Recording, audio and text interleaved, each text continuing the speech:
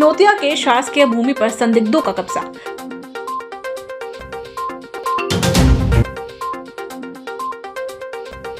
कुएं में मिली युवती की लाश।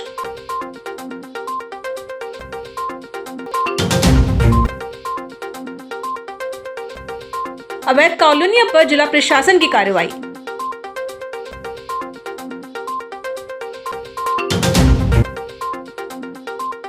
SIR का 65% डिजिटलाइजेशन पूरा, 4 तारीख से पहले लक्ष्य पूरा करने की तैयारी।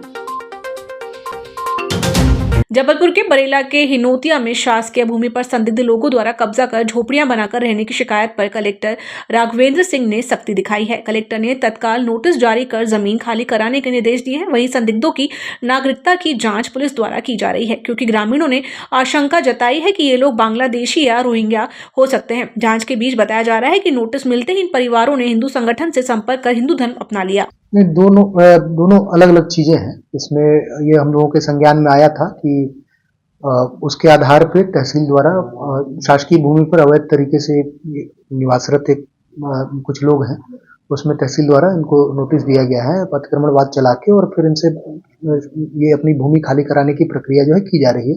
साथ ही इसके अतिरिक्त जो है, जो आपका ये इनकी नागरिकता का जो प्रश्न है वो भी हम लोगों के संज्ञान में है, उस पर भी पुलिस के माध्यम से इसका भी सत्यापन करा के फिर उचित कार्रवाई की जाएगी इसमें। जबलपुर के सुभाष वार्ड में एक 32 वर्षीय युवती ऋचा मिश्रा का शव उसके ही घर के कुएं में मिला, जिसकी गुमशुदगी शिकायत कल देर रात दर्ज की गई थी। परिवार और पुलिस की तलाश के बाद जब कोई सुराग नहीं मिला तो घर के कुएं की सर्चिंग की गई, जहां उसका शव बरामद हुआ। पुलिस ने शव को निकालकर PM कराया और मामले में मर्ग जांच शुरू कर दी है। प्रारंभिक जांच में सामने आया कि युवती पिछले 2 से 3 वर्षों से डिप्रेशन से इलाज करा रही थी।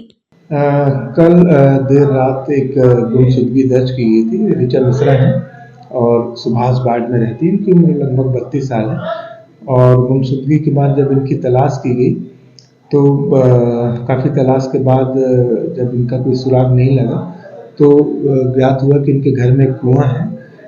जब कुएं को सर्च किया गया तो इनका शव कुएं में ही मिला। पुलिस के माध्यम से उस शव को बरामद करके PM कराया गया। अभी सर प्रारंभिक में सामने क्या समझ में आ रहा है कि वो कुएं खुद कूदी या कैसा क्या कुछ संदिग्ध है? अब इस मामले में तो मर्ग कायम कर जांच की जा रही है। बावजूद इसके अभी प्रारंभिक जांच में ज्ञात हुआ है कि ये मानसिक रूप से डिप्रेशन की शिकार थी और विगत 2-3 वर्ष इनका ट्रीटमेंट भी चल रहा था। और कल भी ये इनके परिजनों के द्वारा बताया कि स्वस्थ मानसिकता में थी, मगर जब उनके माता पिता घर पे नहीं थे तो उनको उन्होंने फ़ोन लगाने का प्रयास किया, पर किन्हीं कारणों से फ़ोन में बात नहीं हो पाई। हो सकता है कि कोई इशू उसके मन में आया हो और उसके बाद फिर ये घटनाक्रम सामने आया हो। बावजूद इसकी सिरे से जांच की जाए। जबलपुर में जिला प्रशासन ने अवैध कॉलोनी संचालित करने वाले कॉलोनाइजर्स पर बड़ी कार्रवाई की है। बिना रेरा अप्रूवल और नियमों की अनदेखी करते हुए प्लांटिंग और मकान बेचने वाले कॉलोनाइजर्स के खिलाफ 98 कॉलोनियों में नई रजिस्ट्री पर रोक लगा दी गई है। प्रशासन की 10 महीने की जांच में सामने आया कि कई कॉलोनाइजर्स ने सुविधाओं के झूठे वादे कर उपभोक्ताओं से आर्थिक धोखाधड़ी की। ये बेसिकली जो पूर्व में सर्वे कराए गए थे अवैध कॉलोनियों के, जो भी बगैर TMCP के, बगैर रेरा रजिस्ट्रेशन के या बगैर अन्य अनुमतियों के जो प्लॉटिंग की जाती है या इस प्रकार से बिक्री की जाती है, तो प्रायः ये जन सुनवाई में या अन्य उसमें ये एक शिकायत रहती है कि मतलब एक प्लॉट जो है 3 लोगों को बेच दिया, एक प्लॉट 2 लोगों को बेचा हुआ है, या फिर जितना उनके पास एरिया नहीं था उससे ज़्यादा भी जमीन बेच दिया है।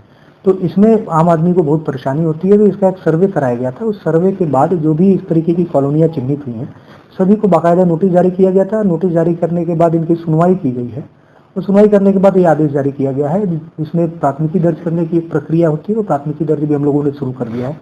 3 कॉलोनीज पे प्राथमिकी दर्ज की जा चुकी है, नगरीय क्षेत्रों के लिए और बाकी जो अपने ग्रामीण क्षेत्र हैं उनसे संबंधित। नगर निगम क्षेत्र के भी ये कार्रवाई प्रारंभ होने वाली है, उसमें भी सर्वे इत्यादि का कार्य पूर्ण हो चुका है। तो इस पे जो अपना शासन के स्तर से कुछ नए दिशा निर्देश भी आने वाले हैं, तो हम उनका भी इंतजार कर रहे हैं। बाकी ये जो मतलब चिन्हित की जा चुकी हैं अवैध हैं, तो इनके बारे में डिस्ट्रिक्ट रजिस्ट्रार को भी पत्र भेज के अवगत कराया गया है। ये जो रजिस्ट्री हो चुकी है उसके अतिरिक्त आगे ये न करने पाए जो कॉलोनाइजर्स हैं, ताकि आम आदमी को कोई समस्या न उठाना पड़े। इनके नाम भी पब्लिसाइज किए जा रहे हैं। ये जो कॉलोनाइजर्स हैं ताकि पब्लिक में ये जानकारी रहे कि कौन से कॉलोनाइजर हैं जिनके इस प्रकार की अवैध चिन्हित की गई है। इसके पीछे उद्देश्य यह है कि आम जनता को, आम नागरिक को, जो अपना बहुत ही कठिन परिश्रम से राशि इकट्ठा करता है और अपना एक घर का सपना होता है, तो उसमें दिक्कत ना आए, उसकी चीजें जो है उसको सहूलियत रहे, एक निर्णय लेने में सहूलियत रहे। कलेक्टर राघवेंद्र सिंह ने जानकारी देते हुए बताया कि एसआईआर अभियान तेजी से आगे बढ़ रहा है और अब तक करीब 65% मतदाताओं का डिजिटलाइजेशन पूरा किया जा चुका है। उन्होंने कहा कि लगभग 20 लाख मतदाताओं में से अंतिम 6 से 6.5 लाख प्रविष्टियां अगले 2 से 3 दिनों में पूरी कर ली जाएगी। कलेक्टर ने बताया कि मतदाताओं की सुविधा के लिए सीएम हेल्पलाइन 181 का कॉल सेंटर भी सक्रिय कर दिया गया है, जहाँ फॉर्म और 2003 की जानकारी आसानी से प्राप्त की जा सकती है। एसआईआर में अभी 65% अपना डिजिटाइजेशन हो गया है मतदाताओं का, और अपने लगभग 20 लाख मतदाता हैं, तो लगभग आखिरी 6-6.5 लाख लोग बचे हुए हैं और इनको हम 2 से 3 दिन में पूरा कंप्लीट कर लेंगे। मतदाताओं के लिए आज से जो हम लोगों ने अपना सीएम हेल्पलाइन का जो कॉल सेंटर है उसको भी यहाँ एक्टिवेट कर दिया है और यहाँ भी एक टीम बैठ गई है, जो भी फॉर्म इत्यादि जिनको अपना 2003 में खोजने में समस्या आ रही है वो अपना यहाँ फ़ोन कर सकते हैं 181 पे, और 181 पहले अपना डिस्ट्रिक्ट कोड आपको डालना पड़ता है, तो वो आप डालते हैं तो आपको यहाँ कॉल सेंटर पे फ़ोन आएगा। 5 ऑपरेटर हम लोगों ने बैठाए हुए हैं, आपको खोज के आपका वो बता देंगे, और मतलब अगर आपको इसमें भी समस्या है तो आप अपना बीएलओ को उपलब्ध करा दें। इसके साथ ही आपको अपना जो पुराना एपिक कार्ड है अगर वो, तो उसके संबंधित जानकारी भी बीएलओ को उपलब्ध करा देंगे, तो बीएलओ भी खुद उसको भर के हम लोगों तक फॉर्म रिटर्न कर देंगे, हम उसको डिजिटाइज कर सकते हैं। जबलपुर में ईडब्ल्यूडी टीम ने सेठ गोविंद दास जिला अस्पताल के बाबू आकाश गुप्ता को 20,000 की रिश्वत लेते हुए पकड़ा। आरोपी पर पीड़ित से झूठी शिकायत दिखाकर 60,000 की वसूली का आरोप है। मनोज श्रीवास्तव द्वारा की गई शिकायत के बाद ईओडब्ल्यू ने कार्रवाई की है। टीम ने अस्पताल से कुछ फाइलें भी जब्त की हैं और तय समय पर जाल बिछाकर पहली किस्त लेते ही आरोपी को रंगे हाथ पकड़ लिया। ये लोग एक गैंग बना के वसूली करते हैं। ये लोग तो कोई भी झूठी शिकायत ऐसा करते हैं और मेरे से वसूली कर रहे थे। गैंग में ये शामिल है, पैसों की मांग करते हैं, फर्जी शिकायत वगैरह बना के। तो ये आकाश गुप्ता जी हैं और इनके साथ में उनका एक साथी भी है, सुमित पटेल नाम है उसका। ये लोग मेरे को काफी दिन से परेशान कर रहे थे।